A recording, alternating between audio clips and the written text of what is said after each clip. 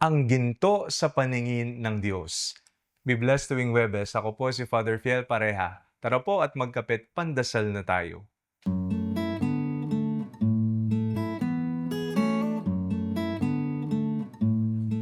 May kasabihan na ang salita ay maaring maging daan ng pagkasira o daan ng pagbabago.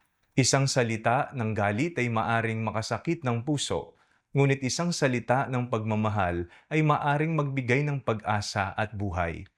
Sa panahon po ngayon na napakadaling magsalita at magbigay ng opinyon, ipinapaalala sa atin ang buhay ni San Pedro Crisologo kung gaano kahalaga ang paggamit ng salita para sa Diyos.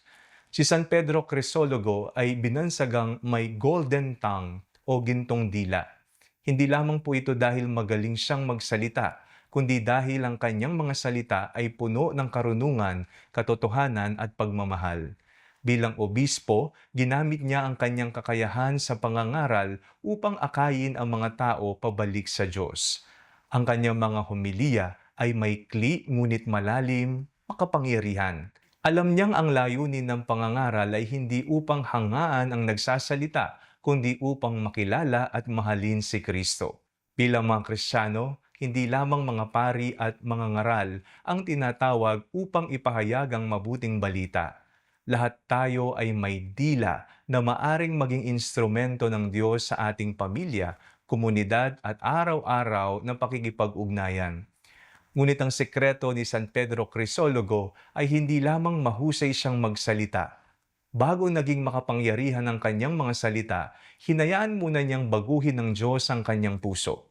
Ang pusong malapit kay Kristo ang siyang nagbubunga ng mga salitang nagbibigay buhay. At kapag ang puso ay napuno ni Kristo, maging ang karaniwang salita ay nagiging ginto sa paningin ng Diyos. Manalangin tayo. San Pedro Crisologo, ipanalangin mo kami upang ang aming mga salita ay maging daan ng katotohanan, pag-asa at pagmamahal. Amen.